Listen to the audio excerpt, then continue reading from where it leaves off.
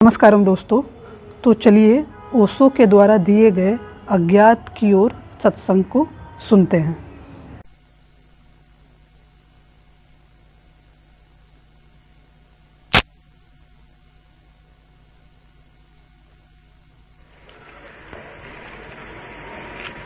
मैं अत्यंत आनंदित हूं कि आपसे संध्या अपने हृदय की थोड़ी सी बातें कर सकूंगा। अभी कहा गया कि ये समय अंधकारपूर्ण है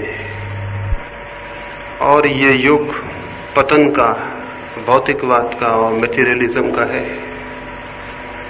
सबसे पहले मैं आपको निवेदन कर दूं, ये बात अत्यंत गलत है, ये बात झूठी है। इस बात से ये भ्रम पैदा होता है कि पहले के लोग प्रकाशपूर्ण थे और आज के लोग अंधकारपूर्ण हैं। इससे ये भ्रम पैदा होता है कि पहले के लोग अंधकार में नहीं थे और हम अंधकार में हैं। इस भ्रम के पैदा हो जाने के कुछ कारण हैं, लेकिन ये बात सच नहीं है। हम अनैतिक हैं, इमोरल हैं और पहले के लोग नैतिक थे, ये बात भी ठीक नहीं है। अगर पहले के लोग नैतिक थे तो महावीर ने किसको समझाया कि हिंसा मत करो, चोरी मत करो, असत्य मत बोलो। बुद्ध ने किसको उपदेश दिए? राम और कृष्ण किन लोगों को समझा रहे थे अच्छा होने के लिए? अगर लोग अच्छे थे तो ये उपदेश व्यर्थ थे, झूठे थे, इनकी कोई जरूरत न थी। ये दुनिया में पुरानी सदियों में इतने इतने बड़े शिक्षक हुए, ये क्यों पैदा हुए?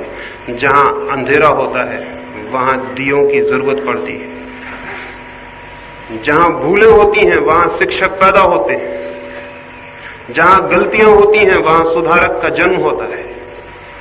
अगर पिछली सदियों में इतने बड़े सुधारक दुनिया में पैदा हुए, ये किस बात का सबूत है? ये इस बात का सबूत है उस दिन के लोग भी हमारे जैसे लोग थे, जैसे हम हैं वैसे वे लोग थे। वे भी चोरी करते थे और वे भी बेईमान थे और वे भी हिंसा करते थे और युद्ध करते थे।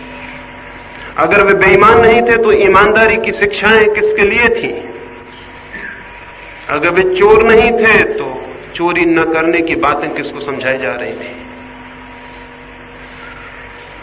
वे हम जैसे ही लोग थे, आदमी में कोई फर्क नहीं पड़ा है। तो मैं आपसे कहना चाहूंगा, ये सदी अंधकार में है, इससे ये मतलब न लें कि पहले के लोग प्रकाश में थे। आदमी आज तक अंधकार में ही रहा है। ये भ्रम इसलिए पैदा होता है कि पहले के लोग अच्छे थे। इसके भ्रम के पैदा होने के पीछे कोई कारण है, वो ये, हम सारे लोग अभी जमीन पर, 1000 साल बाद हमारी याद करने वाला कौन होगा? कोई भी नहीं, लेकिन गांधी याद रह जाएंगे। हम सारे लोगों के नाम भूल जाएंगे, हम सारे लोगों के कृत्य, हमारी नीति अनीति सब भूल जाएगा। एक गांधी याद रह जाएगा हमारे बीच, और 1000 साल बाद लोग सोचेंगे कि गांधी इतना अच्छा आदमी था तो उस जमाने के सारे लोग अच्छे रहे होंगे। आपको पता है बुद्ध के समय में कौन सा आदमी जमीन पर था, कौन सा आदमी सड़कों पर चल रहा था, कौन सा गांव में रह रहा था?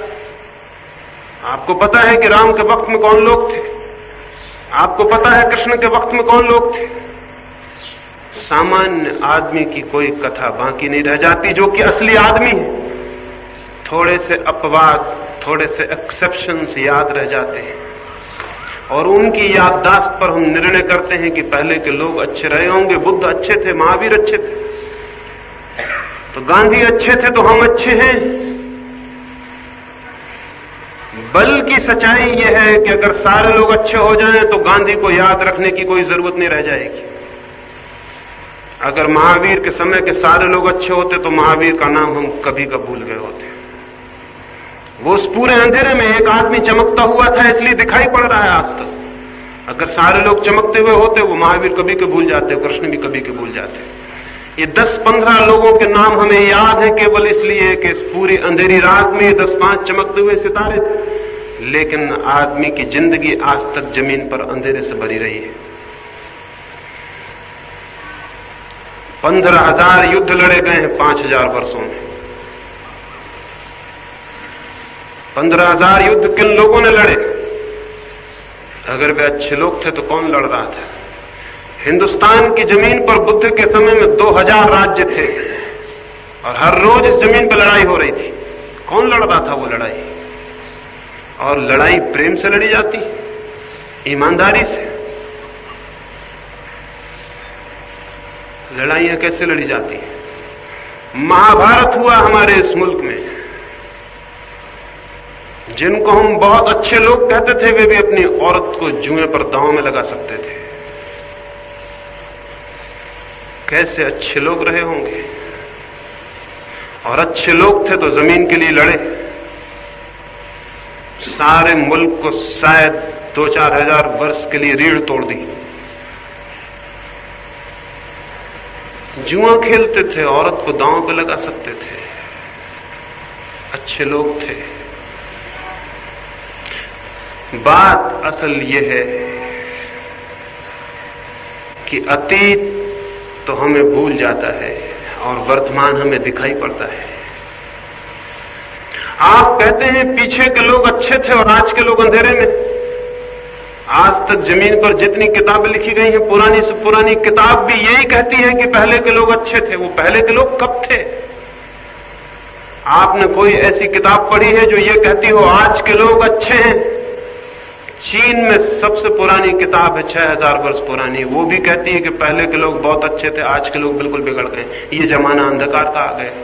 6000 वर्ष पुरानी किताब भी ये कहती है कि पहले के लोग अच्छे थे और आज का जमाना अंधकार का है। अगर आप उस किताब को पढ़ें तो ऐसा लगेगा हमारे जमाने के बाबत कह रहे हैं ये लोग। नहीं, इसमें कोई बुनियादी भ्रम है। पहले के लोग अच्छे कहने का कारण ये नहीं है कि पहले के लोग अच्छे थे, लेकिन आज के आदमी को कंडेम करना हो, उसकी निंदा करनी हो, तो इसके सिवाय कोई उपाय नहीं कि हम पहले के आदमी को अच्छा कहें और इसको नीचा दिखाएं।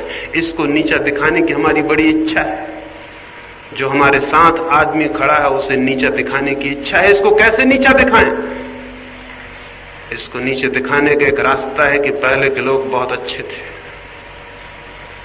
अगर पहले के लोग अच्छे थे तो ये बुरे लोग उन अच्छे लोगों से कैसे पैदा हो गए? अगर पहले की संस्कृति और सभ्यता अच्छी थी तो ये दुष्परिणाम कैसे आया? ये उसी का तो फल है, ये उसी का तो कॉन्सिक्वेंस है, ये उसी में से तो निकला है। ये जो कुछ निकला है उससे ही पैदा हुआ है। मैं क्या कहना चाहता हूं ये बात कहके? मैं ये बात कह के ये कहना चाहता हूं कि ये सवाल किसी युग का नहीं है कि आदमी अंधकार में। यह आदमी का चित्त जैसा है अभी और आज तक जैसा रहा है, उस चित्त से यह अंधकार पैदा हो रहा है। यह किसी युग की भूल नहीं है, यह आदमी का चित्त जैसा है उसका परिणाम है। और जब तक हम आदमी के चित्त को बदलने की कीमिया, तरकीब, उसको बदलने की विधि नहीं समझ लेते, और जब तक हम बहुत बड़े पैमाने पर आदमी की चेतना को बदलने का उपाय नहीं करते, तब तक जमीन पर अंधकार रहेगा। यह किसी युग का सवाल नहीं है, यह सतयुग और कलयुग का सवाल नहीं है। यह सवाल आदमी के मन का है, और आदमी का मन वही है जो 5000 साल पहले था, उसमें कोई फर्क नहीं पड़ा। ये आदमी का मन क्या है जो अंधकार ले आता है? और इधर 5000 सालों में हमने कोशिश की इसको बदलने की, वो कोशिश असफल क्यों हो गई? और हम आज भी वही दोहराते हैं कि इस आदमी को बदलना है, तो उन्हीं बातों को दोहराते हैं जो 5000 साल में नाकामयाब साबित हो गई, फिर भी उन्हीं बातों को दोहराते हैं। तो ये जमाना आगे भी अंधकारपूर्ण रहेगा अगर उन्हीं बातों को हम दोहराए चले गए। वो कौन सी बातें हैं जिनकी वजह से आदमी का चित्त नहीं बदल सका? कौन सा कारण है जिसकी वजह से आदमी वहीं वहीं चक्कर काट रहा है, जैसे कोल्हू का बैल चक्कर काटता हो? जमाने गुजर जाते हैं, सदियां गुजर जाती हैं, आदमी वही का वही है। कौन सी बातें हैं? उनमें से एक बात सबसे शुरू में आपसे कहूं, निरंतर हमसे कहा जाता है कि आदमी को नैतिक होना चाहिए, मॉरल होना चाहिए। ये शिक्षा बहुत पुरानी है, ये कोई आज तो नहीं कहा जा रहा है, ये हमेशा से कहा जा रहा है। फिर आदमी नैतिक क्यों नहीं हो गया? तो हम दोष देते हैं कि आदमी की कोई गलती है इसलिए नैतिक नहीं हो गया। मैं आपसे कहना चाहता हूं, कोई आदमी नैतिक हो ही नहीं सकता बिना धार्मिक हुए। और धार्मिक होना बड़ी दूसरी बात है। कोई आदमी नैतिक नहीं हो सकता बिना धार्मिक हुए, लेकिन हमको तो बताया जाता रहा है कि नैतिक हो जाइए तो फिर आप धार्मिक हो सकते हैं, बिना नैतिक हुए धार्मिक नहीं हो सकते। ये बात बिल्कुल ही उल्टी और गलत है। नैतिकता धार्मिक मनुष्य की सुगंध है। भीतर चित्त में धर्म हो तो जीवन में होती है नीति। अंतःकरण परिवर्तित हो जाए तो आचरण हो जाता है दूसरा। नीति का संबंध है आचरण से, धर्म का संबंध है अंतःकरण से। लेकिन 5000 वर्षों से हम कह रहे हैं आदमी को नैतिक बन जाने को, और बिना अंतःकरण बदले हुए जो आदमी अपने आचरण को बदल लेता है वो नैतिक तो नहीं होता है, विकृत जरूर हो जाता है। क्या मतलब मेरा ये कहने का?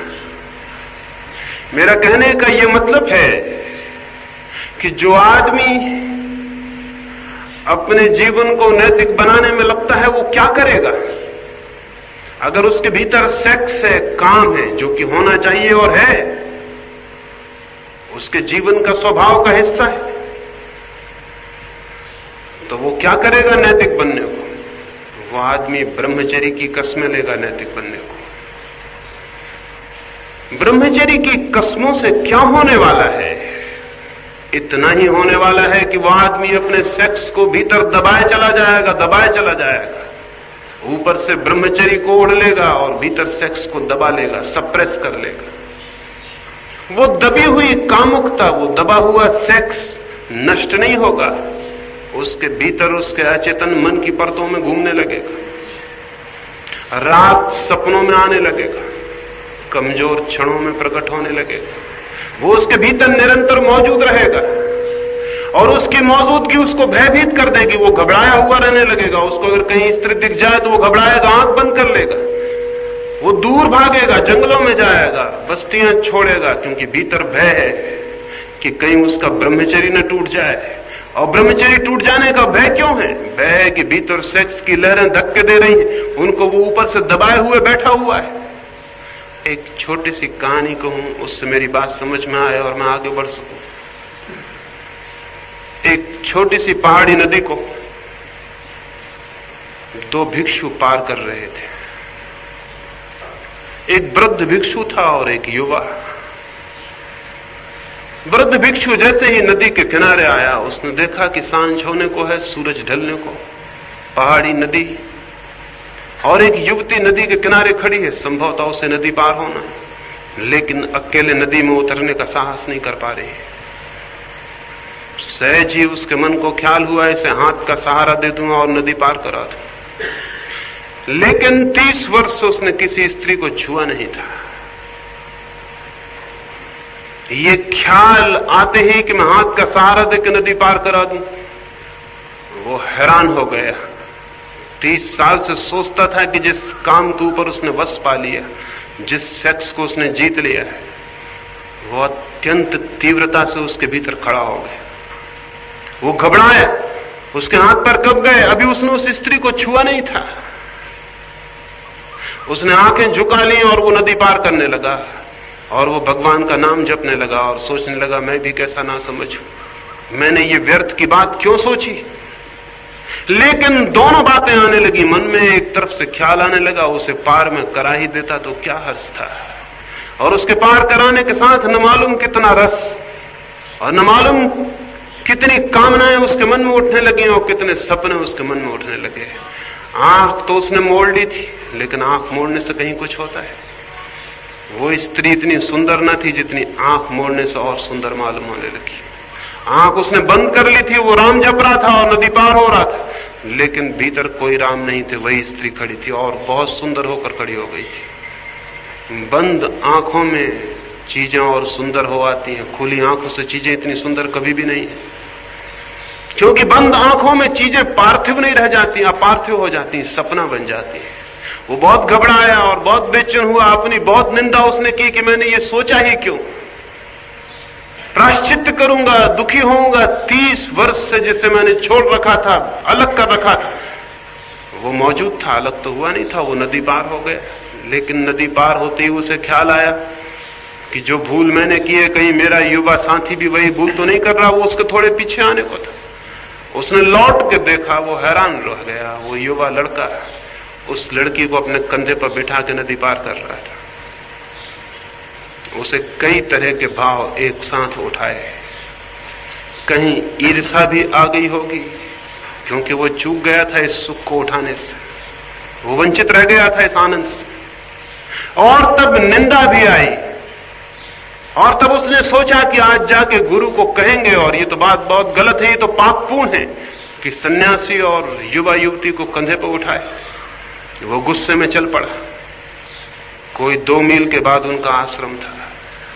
थोड़ी देर बाद जब वे आश्रम पहुंच गए तो वो बूढ़ा सीढ़ियों पर खड़ा था। पीछे से आते युवक को उसने कहा कि सुनो, ये बात बर्दाश्त के बाहर है, ये निहायत पाप है कि तुम लड़की को कंधे पर उठाओ। और मैं असत्य न बोल सकूंगा, मुझे गुरु से कहना पड़ेगा कि ये बात मेरी आंखों के सामने हुई और ये हमारे आश्रम जीवन के विरुद्ध है। हमने ब्रह्मचर्य की कसम ली और तुमने युवती को छुआ, न केवल छुआ बल्कि कंधे पर उठाया। वो युवक हंसने लगा और उसने कहा कि वृद्ध भिक्षु, मैं तो उस युवती को नदी के किनारे उतार भी आया कंधे से, लेकिन आप अभी भी लिए हुए हैं।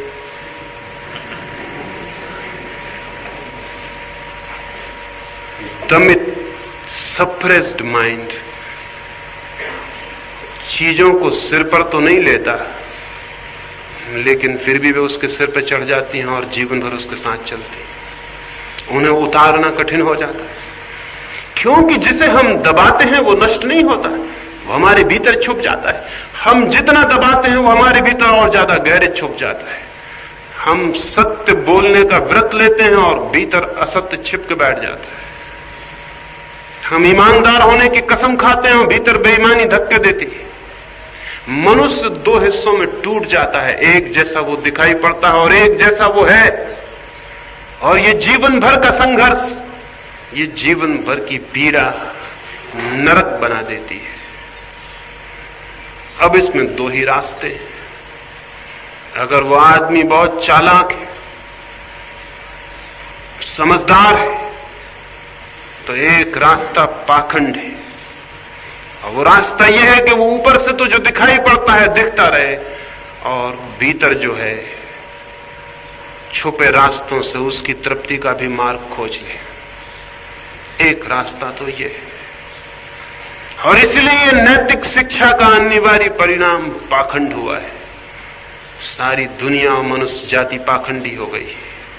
उसको पाखंडी बनाने में नैतिक शिक्षा का हाथ है, जो ये सिखाती है कि सच बोलो, बेईमानी मत करो, झूठ मत बोलो, क्रोध मत करो, वासना मत लाओ। जो हर चीज में इंकार सिखाती है, उसका परिणाम यह होगा कि आदमी दमन करेगा, और दमन इतने परेशान कर देगा उसे कि वो छुपे रास्तों से प्रवेश करना चाहेगा। पाखंड पैदा होगा। और अगर वो जिद्दी हुआ और पाखंडी नहीं बना, तो दूसरा विकल्प है कि वो पागल हो जाएगा, क्योंकि इतना टेंशन और इतना तनाव झेलना कठिन है। उस तनाव में, चिंता में, संताप में वो टूट जाएगा और विक्षिप्त हो जाएगा। इसलिए सभ्यता के विकास के साथ 2 तरह की बातें विकसित हुई हैं, पाखंड और पागलपन। क्या आपको पता है, जितने हम सभ्य होते गए हैं उतने ही हमारी संख्या पागलों की बढ़ती चली गई? क्या आपको पता है, जितने हम शिक्षित होते गए हैं उतने ही हमें पागलखाने बढ़ाने पड़ रहे हैं? क्या आपको पता है कि जो हमारी जमीन पे सबसे ज्यादा शिक्षित और सभ्य मुल्क है, वही मुल्क सर्वाधिक मानसिक रोगों से भी पीड़ित है? अमेरिका में प्रतिदिन कोई 15 लाख से 30 लाख तक लोग अपनी मानसिक चिकित्सा के लिए सलाह ले रहे हैं। ये सरकारी आंकड़े, और सरकारी आंकड़े कभी सच नहीं होते। इससे ज्यादा लोग वहां खराब हालत में हैं। मानसिक चिकित्सकों की संख्या अमेरिका में एकदम तीव्रता से बढ़ती चली जाती है। अमेरिका सबसे ज्यादा सभ्य मुल्क है, इसका ये सबूत है।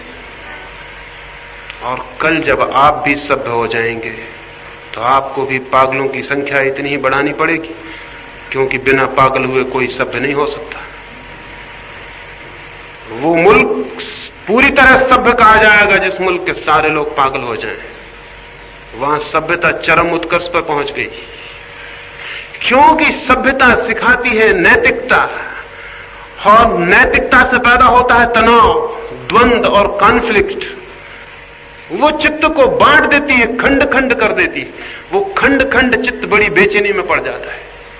तो एक रास्ता तो है कि वो पागल हो जाए, पागल होकर आत्मघात कर ले। आत्महत्या की संख्या भी सभ्यता के साथ बढ़ती है। दूसरा उपाय है कि वो बेईमान हो जाए और धोखा देने लगे, बाहर से कुछ दिखाई पड़े, भीतर से कुछ और हो जाए। पीछे लंदन में शेक्सपियर का एक नाटक चलता था।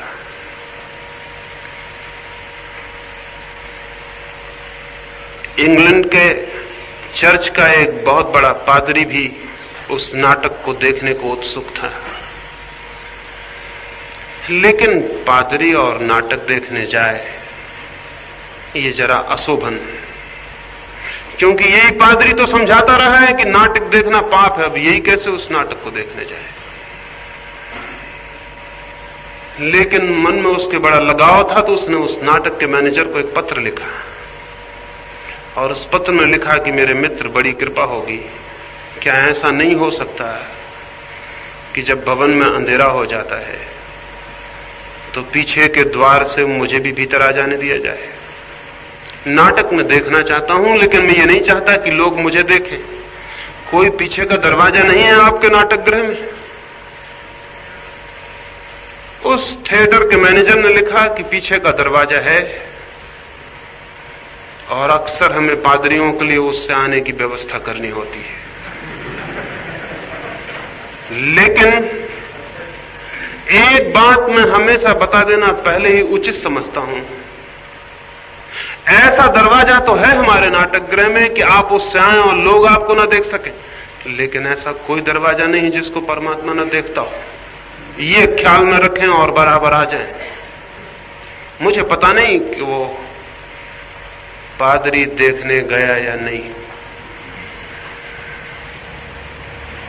लेकिन पीछे के दरवाजे खोजने की इच्छा पैदा होती है। ऊपर से नैतिकता ओढ़ लेते हैं, फिर पीछे का दरवाजा खोजना पड़ता है।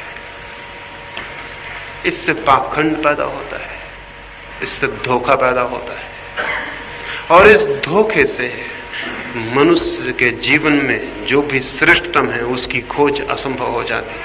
वो न केवल दूसरों को धोखा देता है, बल्कि खुद को भी धोखा देने लगता है।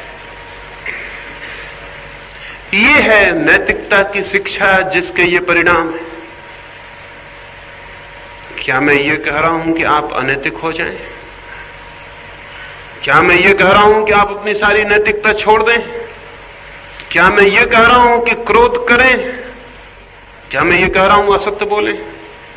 नहीं, मैं ये कह रहा हूं कि क्रोध और असत्य और लोभ और सब कुछ जिसको हम अनैतिक कहते हैं और निंदा करते हैं,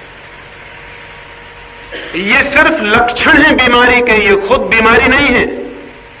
इन लक्षणों से जो लड़ेगा वो बीमारी से मुक्त नहीं हो सकता।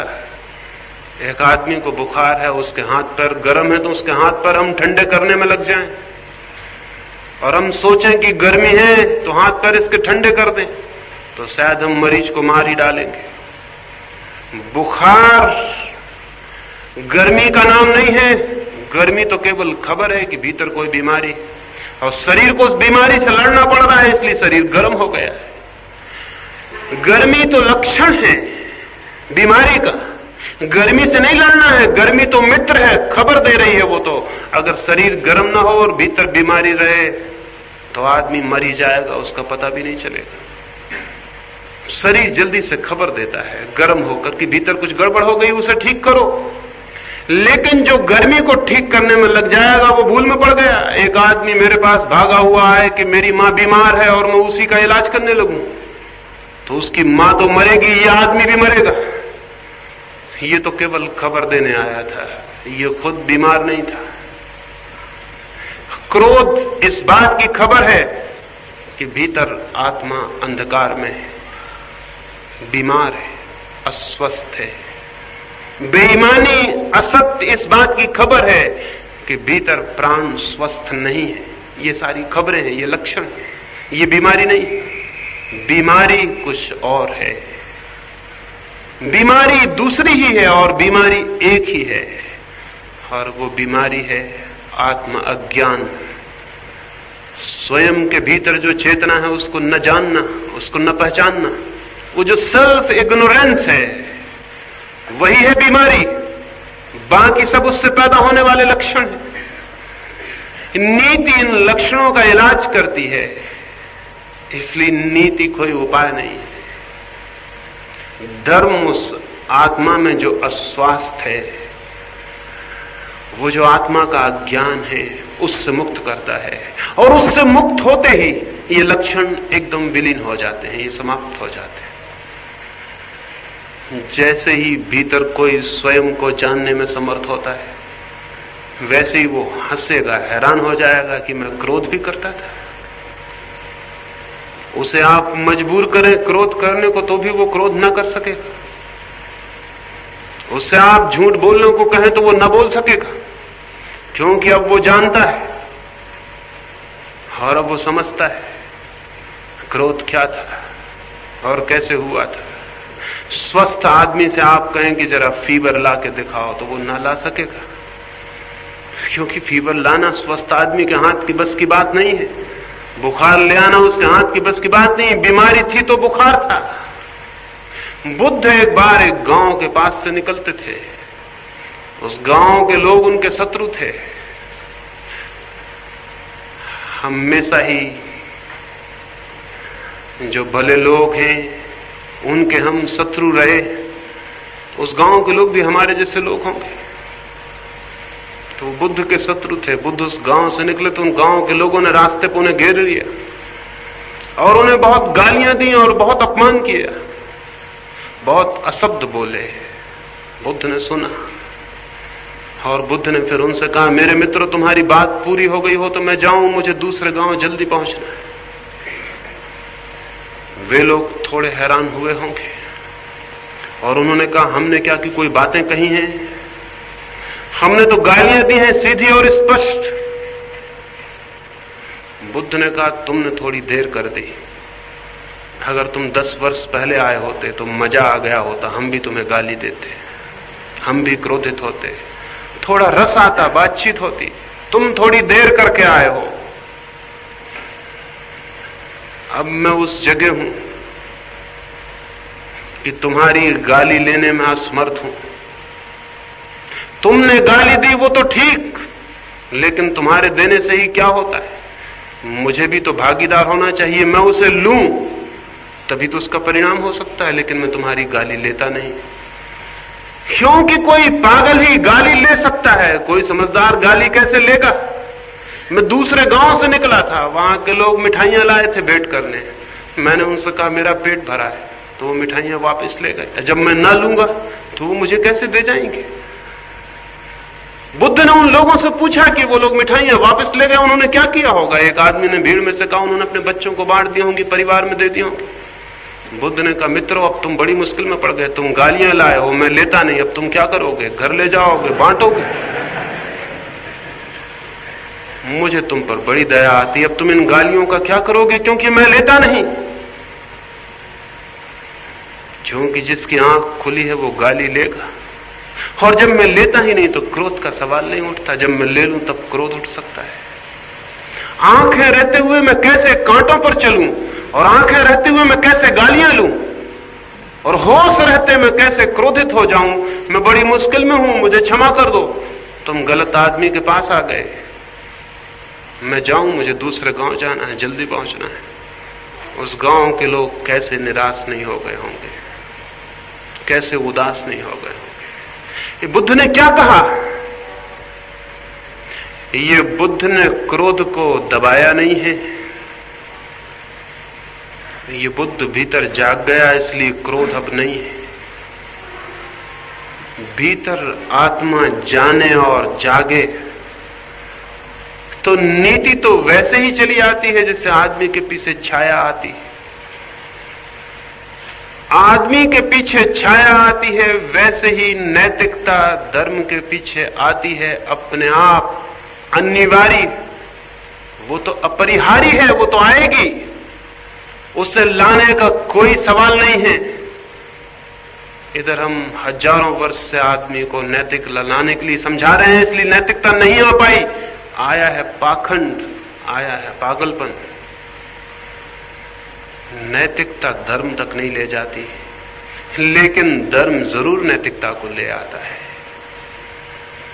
धर्म की सुगंध है नीति, अनिवार्य सुगंध है। भीतर धर्म का फूल खिलता है, जीवन और आचरण में सुगंध फैल जाती है। तब क्रोध को मिटाना नहीं पड़ता, क्रोध पाया ही नहीं जाता है।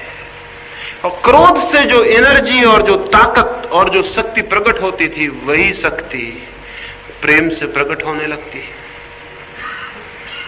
और जो सेक्स था, वही शक्ति ब्रह्मचर्य बन जाती है। सेक्स को दबाने से नहीं, बल्कि स्वयं को जानने से जीवन रूपांतरित होता है, ट्रांसफॉर्मेशन हो जाता है। एक आदमी अपने घर के बाहर खाद के ढेर लगा ले तो उस घर में रहना मुश्किल हो जाएगा, उस घर में दुर्गंध भर जाएगी, उस घर के पास से निकलना मुश्किल हो जाएगा, उस घर के वासी बहुत कठिनाई में पड़ जाएंगे, वो घर नरक हो जाएगा। लेकिन अगर वही आदमी उस खाद को अपनी बगिया में डाल दे और बीज बो दे, तो उस घर में फूल खिल जाएंगे और घर में सुगंध फैल जाएगी, उसके रास्ते से निकलने वालों को भी सुगंध का फायदा मिलेगा। ये सुगंध क्या है? ये वही दुर्गंध है जो खाद में छिपी थी, वही रूपांतरित होकर पौधों में जाकर सुगंध बन गई। प्रेम क्या है? वही जो क्रोध था। और ब्रह्मचर्य क्या है? वही जो सेक्स था। ये दुश्मन नहीं है एक दूसरों के, ये उन्हीं शक्तियों का रूपांतरण है। वे ही शक्तियां परिवर्तित हो जाती हैं। इसलिए अगर आपके भीतर क्रोध है तो आप धन्य हैं, क्योंकि आपके भीतर ताकत है और प्रेम का जन्म हो सकता है। और अगर आपके भीतर सेक्स है तो आप धन्य हैं,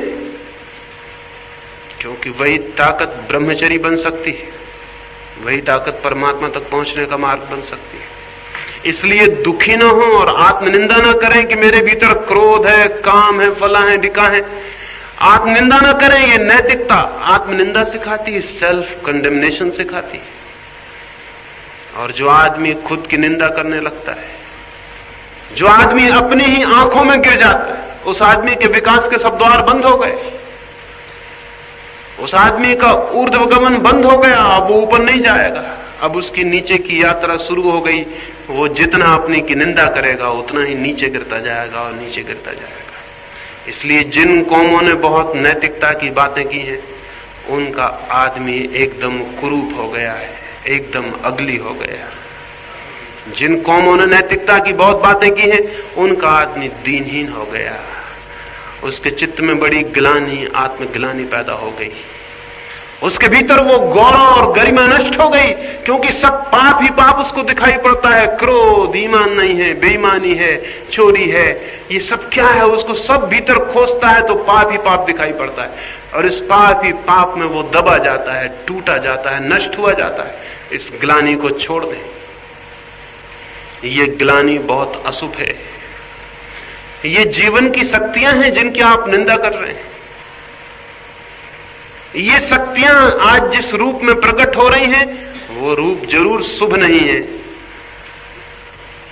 लेकिन यही शक्तियां दूसरे रूप में प्रकट हो सकती हैं और वो रूप बहुत शुभ हो सकता है। उसकी बदलाहट का रास्ता सीधी लड़ाई नहीं है, उसकी बदलाहट का रास्ता बहुत भिन्न है। जैसा मैं निरंतर कहता हूं, अगर इस कमरे में अंधकार भरा हो और हम उसको लड़के धक्के देकर निकालने लगे तो हम निकाल ना पाएंगे। क्यों? अंधेरा बहुत ताकतवर है। इसलिए शायद जब न निकाल पाएंगे तो हमको यही ख्याल पैदा होगा कि इतने लोग हैं, हम और इस कमरे के अंधेरे को निकालते हैं और अंधेरा नहीं निकलता, हम कमजोर हैं, अंधेरा ताकतवर है। यही ख्याल पैदा होगा, सीधा लॉजिक यही है। हम निकालते हैं और नहीं निकलता, हम हार जाते हैं, वो जीत जाता है, वो ताकतवर है। लेकिन मैं आपसे कहता हूं, अंधेरा ताकतवर नहीं, अंधेरा है ही नहीं, इसलिए आप नहीं निकाल पाते। अगर वो होता तो हम अपनी ताकत बढ़ा सकते थे, डायनामाइट ले आते और तलवारें ले आते और एटम बम ले आते और निकाल देते। लेकिन हम कुछ भी ले आए, हम निकाल ना पाएंगे, अंधेरा है ही नहीं। फिर भी दिखाई तो पड़ता है। और जब मैं कहता हूं अंधेरा नहीं है तो मेरा मतलब क्या है? मेरा मतलब है अंधेरा प्रकाश की एब्सेंस है, अनुपस्थिति है। अंधेरा किसी चीज की प्रेजेंस नहीं है। अंधेरा कोई चीज नहीं है। अंधेरा केवल अभाव है, केवल एब्सेंस है। प्रकाश नहीं है, इसी का दूसरा नाम अंधेरा है। अंधेरा अलग से कुछ भी नहीं है। इसलिए आप दिया जला लें और खोजें अंधेरा कहां है, तो वो अंधेरा आपको नहीं मिलेगा। शायद आप सोचेंगे बाहर चला गया, तो आप गलती में हैं। आप गलती में हैं अगर सोचते हैं बाहर चला गया। बाहर भी प्रकाश जला लें सब तरफ और यहां दिया जलाएं, तो आपको अंधेरा कहीं से जाता हुआ दिखाई नहीं पड़ेगा।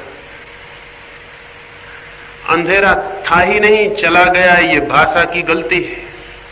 आ गया, ये भी भाषा की गलती है।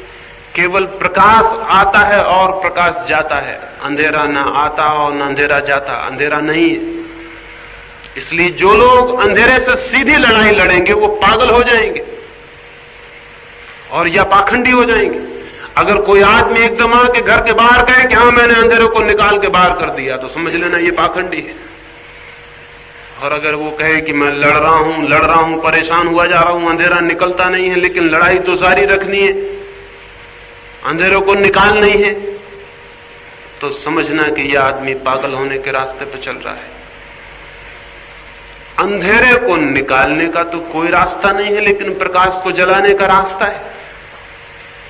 और हम अब तक अंधेरे को निकालने में लगे रहे। हम बच्चों को सिखाते हैं क्रोध मत करो, बेईमानी मत करो, ये ना करो, वो ना करो, सब ना करो, सब अंधेरे को निकालने की बातें हैं। प्रकाश को जलाना सिखाइए, अंधेरे को निकालने का कोई सवाल नहीं है। भीतर जो चेतना है, जो कॉन्शियसनेस है, उसे जगाने का रास्ता है। उसे जगाइए, उसे उठाइए, उभारिए। वो जो भीतर सोई है चेतना, उसे जगाइए। वो जितनी जगेगी उतना ही अंधेरा नहीं पाया जाएगा। वो दिया जल जाए, अंधेरा नहीं है। आत्मज्ञान वो दिया है, धर्म उस दिए को जलाने का उपाय है, नीति उपाय नहीं है। नीति से ज्यादा घातक, ज्यादा पॉइजनस, ज्यादा विषाक्त और जहरीली और कोई बात नहीं। और दुनिया ये जो इतनी अनैतिक दिखाई पड़ रही, ये नैतिक शिक्षा का परिणाम है। ये मत सोचिए कि नीति की कमी के कारण ऐसा हो रहा है। ये नीति की अति शिक्षा की प्रतिक्रिया है। अब ऊब गए 5000 साल में लोग इस शिक्षा से, और कुछ नहीं हुआ इस शिक्षा से, तो अब वो इसके विरोध में खड़े हैं। अब वो कहते हैं कि कुछ नहीं हुआ इससे, हम शराब पिएंगे, नाचेंगे, कूदेंगे, जो हमारे मन में होगा हम करेंगे। देख ली तुम्हारी शिक्षा और देख ली तुम्हारी सभ्यता। अब इसके विरोध में वो खड़े हैं, बीटनिक हैं और बीटल हैं और सारी दुनिया के क्रोधी प्रतिक्रिया से भरे हुए युवक हैं, नई पीढ़ियां। वो कह रहे हैं तोड़ो तुम्हारे चर्च मर्च, हो गई बकवास, बंद करो ये। 5000 साल से देख ली तुम्हारी सारी बातें। तुम्हारे प्रीचर और तुम्हारे सन्यासी और तुम्हारे उपदेश और तुम्हारे धर्मगुरु देखे जा चुके अच्छी तरह से, दुनिया जरा भी नहीं बदली। अब क्षमा करो, अब तुम जो जो कहते थे उसको हम तोड़ के दिखा देंगे और बता देंगे कि सब गड़बड़ है और हमको जैसा जीना है हम जिएंगे। अब हम नहीं रुकना चाहते इन सीमाओं में। ये उसका रिएक्शन है जो 5000 साल में किया गया, उसकी प्रतिक्रिया है। बच्चे ऊब गए और घबरा गए और बच्चे कहते हैं हम तोड़ देंगे ये सब। अब हम ये नहीं चलेंगी सारी बातें, हमको जो ठीक लगेगा, चाहे वो कोई गलत कहता हो, बाइबल गलत कहती हो और मनु गलत कहते हो और कन्फ्यूशियस गलत कहता हो, कोई भी गलत कहता हो, सुन लिया हमने, अब हम नहीं सुनना चाहते। ये उसी शिक्षा का रिएक्शन है। उस शिक्षा का विरोध है ये। वो शिक्षा असफल हो गई है। उस असफलता के लिए लड़के आज बदला ले रहे हैं पुरानी पीढ़ियों से। ये बहुत स्वाभाविक है। क्या करें इसमें? क्या उसी शिक्षा को दोहराए चले जाएं? मैं आपसे कहता हूं, आप मुर्दों को जिलाने की कोशिश कर रहे हैं। अब नहीं चलेगा ये। वो शिक्षा नहीं दोहराई जा सकती, वो मर चुकी है। उसे दफना दे, दोहराने की कोई जरूरत नहीं है। जितना आप दोहराएंगे, लड़के उसकी प्रतिक्रिया में उतना ही विरोध करेंगे, उसके खिलाफ उतना ही विरोध चलेगा। आप अपने हाथ से आने वाली पीढ़ियों को नरक में ढकेल रहे हैं, ढकेल देंगे। निषेध विरोध लाता है। यहां खिड़की पर हम एक तख्ती टांग दें और लिख दें कि यहां झांकना मना है, फिर आप में से कोई इतना ताकतवर है जो बिना झांके निकल जाए? और अगर निकल गया तो रात भर पछताएगा और नींद नहीं आ सकेगी, और सपने में देखेगा कि पहुंच गया उसी दरवाजे पर और पट्टी उगाड़ के देख रहा है कि भीतर क्या है। शायद जिंदगी भर वो परेशान रहे और बार बार ये ख्याल आ जाए कि क्या था उस दरवाजे के भीतर जिसको मैं छोड़ आया। निषेध मत झांको झांकने की इच्छा पैदा करता है। नैतिक शिक्षा ने अनैतिक होने की भावदशा पैदा कर दी। मत करो, मत करो, मत करो। सब तरफ से ये आवाज, भीतर बच्चों के मन में ये प्रतिक्रिया बन गई कि करो करो करो। फ्रायड अपनी पत्नी और अपने बच्चे के साथ एक दिन एक बगीचे में गया। छोटा बच्चा था। उसकी पत्नी ने कहा कि देखो, पास ही रहना और जो फवारा है बगीचे में उस तरफ मत जाना। वे दोनों गपशप करते रहे और घूमते रहे। सांझ ढल गई और रात उतर आई, और जब वे लौटने लगे तो उन्होंने देखा कि बच्चा नदारत है। उसकी पत्नी घबराई और उसने कहा कि अब कहां ढूंढेंगे इतनी बड़ी रात, इतना बड़ा बगीचा, दरवाजे बंद होने को आ गए हैं, वो बच्चा कहां गया? तो फ्रायड ने कहा, पहले मुझे ये बताओ, तुमने कहीं जाने को मना तो नहीं किया था? उसने कहा, मैंने मना किया था कि फवारे पर मत जाना। उसने कहा, चलो पहले फवारे पर देख लें। 100 में से 99 मौके तो ये हैं कि वो फवारे पर हो। अगर उसमें थोड़ी भी बुद्धि है तो फवारे पर होगा, अगर बिल्कुल बुद्धिहीन है तो कहीं और भी हो सकता है। वो गए, वो फवारे पर पैर लटकाए हुए बैठा था।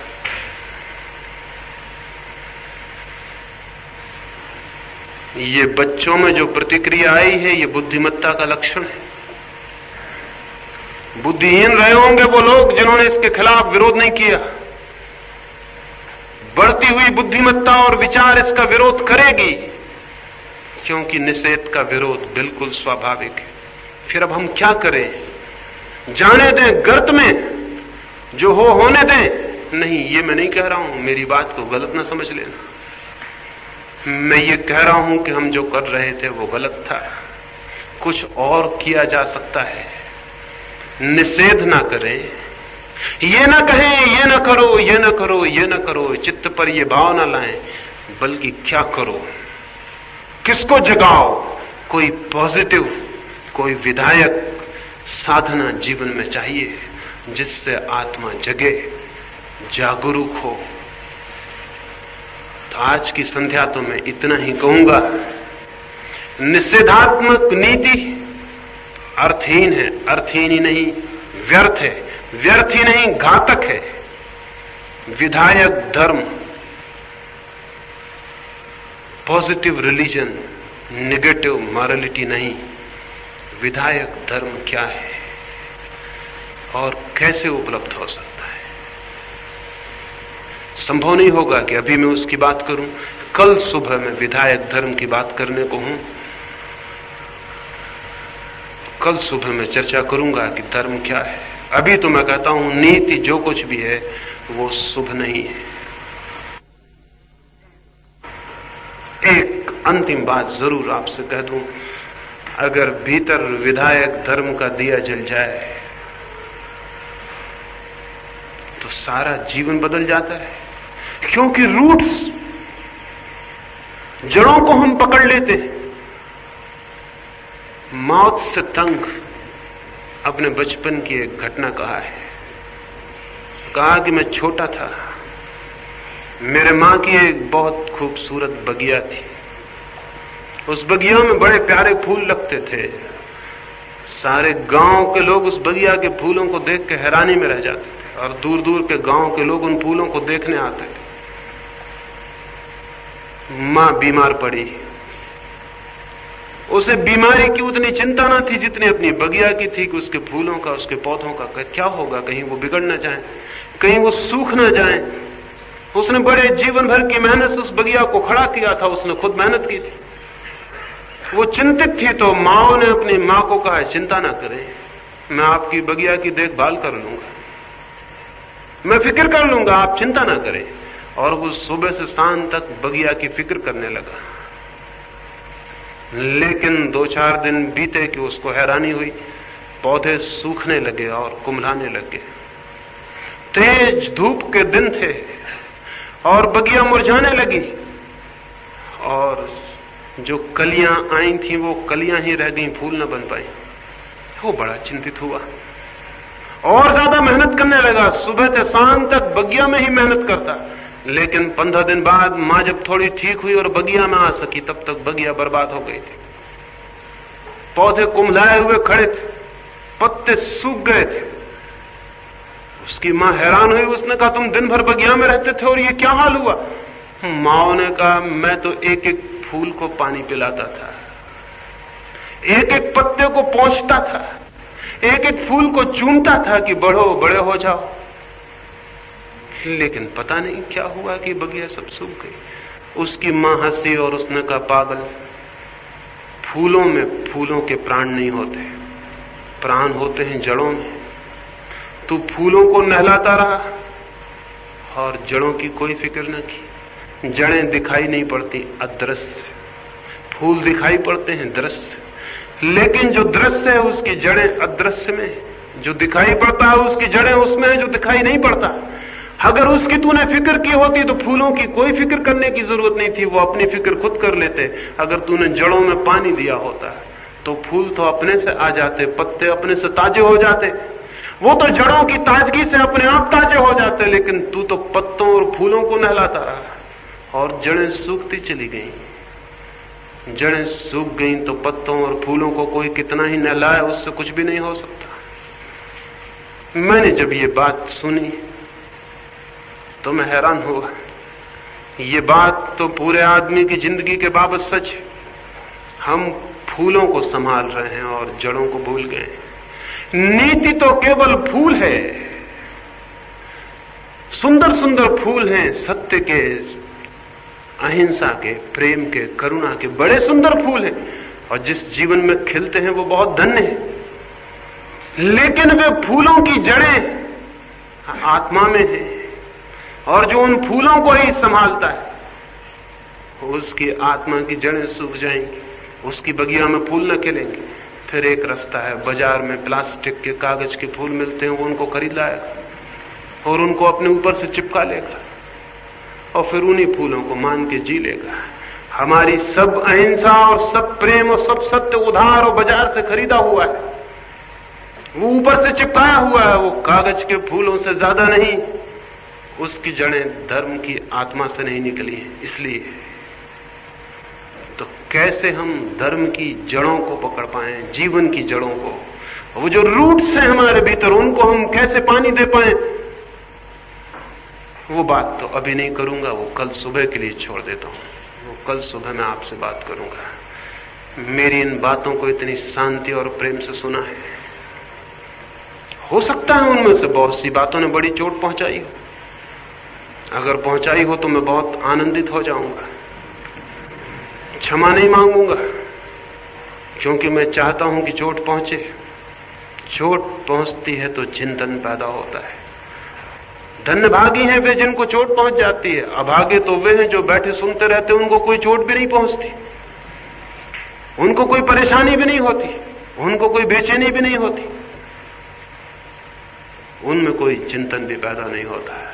तो जिन जिन मित्रों को चोट पहुंची हो उनका मैं बहुत अनुग्रहित हूं, और जिनको न पहुंची हो अगली बार आऊंगा तो और ज्यादा चोट पहुंचाने की कोशिश करूंगा ताकि उनको भी पहुंच जाए। मेरी बातों को इतनी शांति और प्रेम से सुना, उससे बहुत बहुत धन्यवाद। अंत में सबके भीतर बैठे हुए परमात्मा को प्रणाम करता हूं, मेरे प्रणाम स्वीकार करें। तो मुझे आशा है कि यह सत्संग आपको पसंद आया होगा और बहुत कुछ आपको सिखा गया होगा, जिसे आप अपने जीवन में उतार सकते हैं और अपने जीवन को बेहतर बना सकते हैं और आसपास के लोगों की मदद कर सकते हैं ताकि वो अपने जीवन को और अच्छे से और बेहतरीन तरीके से जी सकें। तो धन्यवाद, नमस्कार।